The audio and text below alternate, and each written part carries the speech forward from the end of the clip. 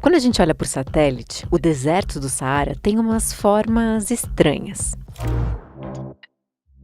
Tipo essas manchas pretas. E mais estranho ainda, esses círculos perfeitos. Mas quando a gente dá zoom, dá pra ver que as manchas são formações rochosas vulcânicas que se formaram há milhares de anos. E os círculos são áreas de agricultura, que foram criadas há menos de 30 anos. Mas aí, em setembro de 2024, apareceu uma coisa que não dava pra entender o que era. Manchas verdes apareceram praticamente da noite pro dia. Um satélite da NASA que monitora a Terra registra e divulga imagens diárias do planeta. E foi por satélite que deu para ver o que eram essas manchas verdes no meio do deserto. Eram lagos que se formaram depois que chuvas torrenciais caíram num dos lugares mais secos do mundo.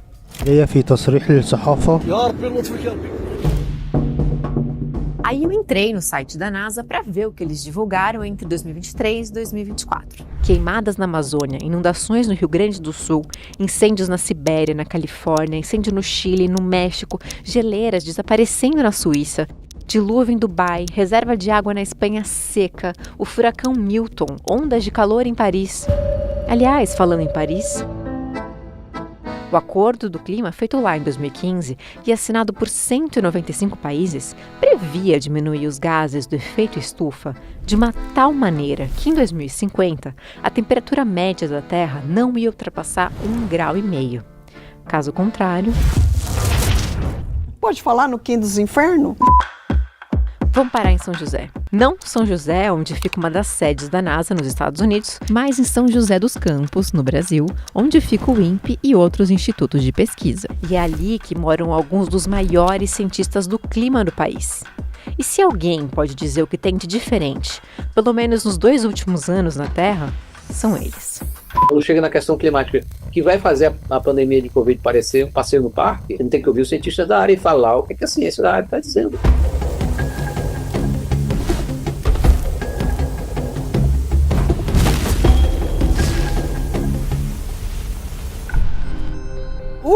Se você olhar, a cobertura é só sobre desgraça, não é sobre necessidade de mudança. E isso não acontece à toa.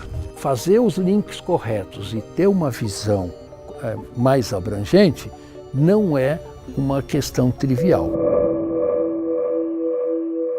Minha participação pode ser remota? Incomoda. Eu entrar no avião hoje incomoda. O professor Alexandre, da Universidade Estadual do Ceará, era o único entrevistado que ia precisar pegar um avião para dar entrevista nos nossos estúdios aqui em São Paulo. Mas essa viagem de avião ia emitir mais ou menos 57 mil quilos de gás carbônico. Você precisa tratar os combustíveis fósseis como armas de destruição em massa, porque é exatamente o que eles são.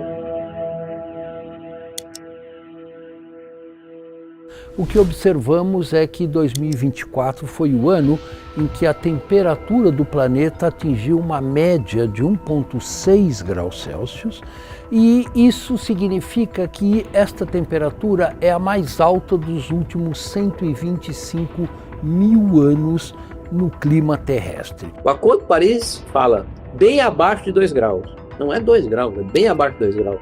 E tem que dar esforço para ficar abaixo de 1,5. O 1,5 está perdido em fins práticos.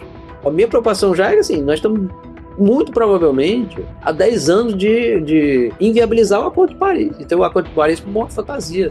Now, last year saw the fastest annual rise in the concentration of carbon dioxide in the Earth's atmosphere.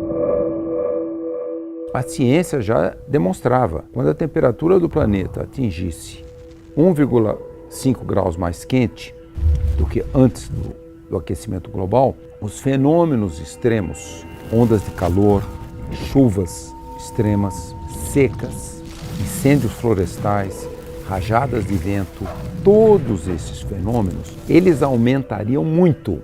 A gente chama isso matematicamente um crescimento exponencial. Não é só que eles tenham ficado mais intensos. Aparecem algumas outras mudanças que a gente inicialmente não tinha elas no radar. Antes, dias para o furacão ser desenvolver, né? Hoje em dia, você com 24 horas, você sai de Cat 1 para Cat 5. Na manhã desta quarta, Milton estava a 400 quilômetros. O fenômeno será mortal e catastrófico. Então quer dizer que é como se tudo tivesse saído do controle? Porque no Acordo de Paris, a ciência defendeu que a temperatura da Terra não podia passar de 1,5 graus até 2050. Mas a gente ainda está em 2025 e pelo menos durante 2024 a gente passou de 1,5 graus. Então, o que aconteceu? Tem um esforço enorme para tirar acordos que não são obedecidos. O Trump assumiu sair do Acordo de Paris, mas que país vai cumprir a meta? Muito provavelmente nem Brasil. O segundo ponto, os inventários não são totalmente realistas. O inventário é um documento que lista todas as emissões de gases de efeito estufa de um país. As queimadas efetivamente são a maior fonte de emissão de carbono da Amazônia. Elas não entram no inventário brasileiro. Eu sempre falo isso com o pessoal do governo, aí o pessoal responde: mas é assim que todo mundo faz. Para que nós vamos aumentar nossas emissões se o resto não aumenta, né? Por exemplo, as queimadas no Canadá, nos Estados Unidos, são considerados eventos naturais e no inventário só entra ações humanas. Então, não entra, mas ela é efetiva. Isso quer dizer o seguinte: a emissão é muito maior.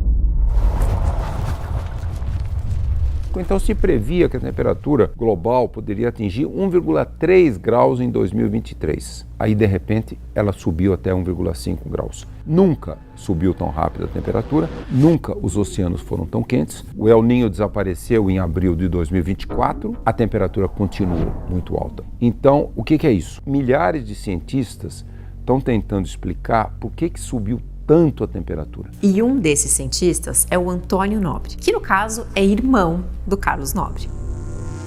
Eu fui chamado de alarmista por alguns colegas e mesmo por alguns órgãos de mídia, porque eu venho falando que é muito pior do que os climatologistas estavam dizendo, que as coisas iam entrar em ruptura muito antes. O que está acontecendo na natureza e que aconteceu que, de certa forma, vamos falar assim, iludiu um pouco os meteorologistas, os climatologistas, foi que a natureza tem essa capacidade de equilíbrio. Então, o abuso que foi feito por décadas, por séculos, não foi totalmente percebido, porque a natureza estava trabalhando intensamente para equilibrar. Cada vez que uma pessoa tem um pileque, que toma um porre, no dia seguinte você tem uma ressaca, aí 2 dias depois você está bom. Então o corpo consertou. Só que lá no seu fígado tem uma cicatriz. Essa cicatriz, se você vai continuamente tendo pileques, um dia cobre o fígado inteiro e chama cirrose. Ou você pega um transplante de fígado, ou é uma cruz de madeira no cemitério. Então os modelos previam que as coisas iam acontecer num tempo prolongado, estendido, 2070, 2100. E está acontecendo já agora, e numa velocidade assustadora. Por quê? Porque a gente está caindo no chão finalmente. O professor Antônio é muitas vezes considerado alarmista, mas tem uma chance de, na verdade, ele ser realista. E aqui a gente começa a entender a complexidade das mudanças climáticas. O aumento da temperatura não significa apenas mais calor no mundo todo. O aumento da temperatura significa o início de um efeito dominó, que, falando em linguagem científica, é assim. Existem processos que são disparados aí e que são altamente não lineares e que podem retroalimentar o processo todo. O que é que eu estou falando aí? Falando dos chamados pontos de não retorno. Basicamente, são sistemas da Terra de que toda a vida do planeta depende para existir. Eles são conectados entre si e operam de forma estável há milhares de anos, regulando todo o clima do globo terrestre. É por causa deles e desse funcionamento equilibrado que a vida na Terra existe da forma que a gente conhece. Mas o importante é até qual temperatura eles garantem a nossa existência. Vamos lá, vamos brincar aqui só de aumentar um pouquinho o efeito estufa. Se atingirmos 2 graus, teremos extinguido praticamente todos os recifes de corais, até 25% da biodiversidade oceânica. Isso tem impacto direto na pesca, consequentemente na segurança alimentar de milhões de pessoas, na economia de quem vive de turismo. Com as temperaturas elevadas de 2024, 8 em cada 10 recifes de corais morreram em alagoas. Temos também mudanças na circulação dos oceanos, em particular um tipo de circulação que chama-se circulação termoalina, que redistribui o calor gerado nos trópicos para as regiões mais temperadas. Essa circulação é vital, porque ela regula, entre outras coisas, o padrão da quantidade de chuva e temperatura do mundo todo. E nós estamos observando que essa circulação oceânica está mudando. Aí de repente você aquece só um pouquinho, aumenta só um pouquinho o efeito estufa. Chegando em 2,5 graus, nós vamos derreter a maior parte do solo congelado do norte da Sibéria e do norte do Canadá, norte do Alasca. Isso tem um nome permafrost. Permanentemente congelado o solo. Aí esse solo, que congelou dezenas de milhões de anos atrás, ele tem uma gigantesca quantidade de metano. Metano é um gás muito poderoso de efeito estufa e também gás carbônico. E nós vamos jogar mais de 200 bilhões de toneladas desses gases na atmosfera. Isso aí é game over o clima, assim como é game over a geleira do fim do mundo, a geleira Thwaites da Antártica Ocidental. Ela funciona meio que como uma rolha que prende uma massa de gelo muito grande. Se a Thwaites sai e deixa esse gelo vir, são 40 centímetros de elevação do nível do mar. Quase instantâneo. 40 centímetros é o suficiente para que milhões de pessoas percam suas casas no mundo todo. Se a temperatura passar de 3 graus, no fundo dos oceanos tem muito metano.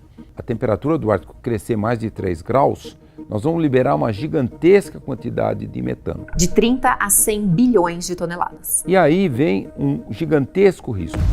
Se aquecermos a região da floresta amazônica em 4 graus, muitos das enzimas que controlam a fotossíntese da floresta deixam de operar na sua faixa ótima de temperatura. Isso significa que a floresta vai absorver muito menos carbono e, como a floresta continua com seu processo de respiração, a floresta passa a ser uma fonte de carbono para a atmosfera global. Nós vamos jogar na atmosfera da ordem de 200 a 250 bilhões de toneladas de gás carbônico. Isso equivaleria a 6 vezes a quantidade de todos os gases de efeito estufa emitidos em 2024. Se você dispara os pontos de não retorno, né, se os feedbacks todos operam, você amplifica essa coisa rapidamente. E o sistema climático vai para outra rota. E aí, qual seria essa outra rota? Então, se a gente ultrapassar esses pontos de não retorno, nós vamos jogar 400 a 500 bilhões de toneladas de gases de efeito estufa na atmosfera. Não tem mais jeito de baixar a temperatura para 1,5 graus. Se isso acontecer, nós podemos chegar em 2150 com 8 a 10 graus mais quente do planeta. Isso é um suicídio ecológico, a gente chama ecocídio. Por quê? Se essa temperatura chegar nesse nível, nós teremos criado a 6ª extinção de espécies. A última começou 66 milhões de anos atrás, quando um super asteroide muito grande caiu ali no Golfo do México. Quase 70% das espécies foram extintas, inclusive os dinossauros, etc. Então, todas as outras 5 extinções de espécies foram fenômenos naturais. Essa seria a primeira extinção de espécies causada por uma espécie, nós, Homo sapiens. A gente está isso aqui de ultrapassar os pontos de não retorno. Apostas. Vai ficar no que está hoje?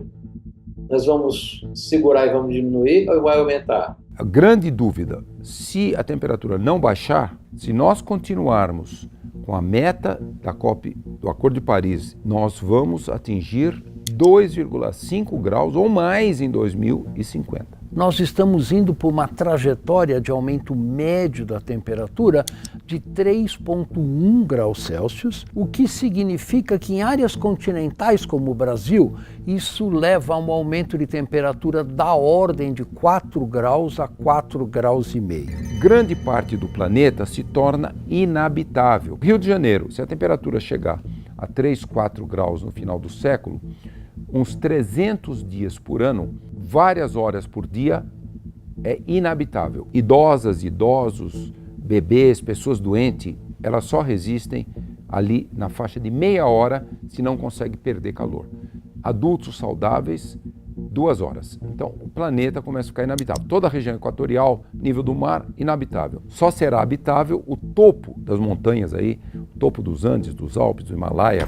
Então quer dizer que em poucos anos a gente vai Viver o fim do mundo? Olha, é importante a gente perceber que isso não significa o fim da humanidade. Isso não é o fim do mundo, mas que nós vamos ter um mundo muito diferente, com um clima muito diferente já nas próximas décadas do que tivemos há 30, 40 anos atrás. Isso a ciência não tem qualquer dúvida. O problema é que bilhões de pessoas não vão conseguir fazer essa transição e isto vai, sem dúvida nenhuma, ter um impacto enorme sobre a humanidade. É um discurso que parece assim mais assustador, né? Meio mórbido, inclusive. Mas é uma realidade. Eu não consegui, ao longo de 30 anos, 40 anos, fazer as pessoas prestarem atenção nesse discurso. Eu sinceramente acho que a gente vai passar por uma quantidade de mortes, de um enorme volume da população muito grande. E isso tem um impacto dentro de mim terrível. É como ser aquela vidente que vê aquelas cenas catastróficas e isso impacta demais, né? E esse é o motivo da minha angústia interna. Eu passei mais de anos sofrendo de depressão por causa disso. De desespero. Não vai dar para fazer mais. O que nós vamos fazer? Né? Mas a essa altura, ainda tem alguma coisa que a gente possa fazer? O erro da tua frase está no agente. Não é a gente. É o sistema econômico. Não é uma questão individual ou de uma pessoa. Nós chegamos no nível de uma crise tão aguda que, infelizmente, individualmente, tem muito pouca coisa que cada um pode fazer. Por exemplo, eu posso ir trabalhar de bicicleta todo santo dia, vai ser bom para a minha saúde, com certeza, eu vou diminuir a minha pegada de carbono, só que se os outros 8 milhões de automóveis continuar saindo na rua em São Paulo, o meu esforço vai ser totalmente em vão. O que trouxe a evolução da economia do nosso planeta até aqui, este sistema socioeconômico é que se mostrou totalmente insustentável. Basta dizer que a riqueza das 16 pessoas mais ricas do planeta, eles têm o mesmo recurso do que 4 bilhões de pessoas no nosso planeta. Isto é sustentável? Certamente não é. Pessoas como o bilionário americano Elon Musk admitem os riscos das mudanças climáticas. Mas eles falam que as mudanças são mais lentas do que os alarmistas alegam. E ok, isso pode ser verdade se você for um bilionário. A SpaceX do bilionário Elon Musk realizou na quinta-feira o 8º voo de teste de seu mega foguete Starship.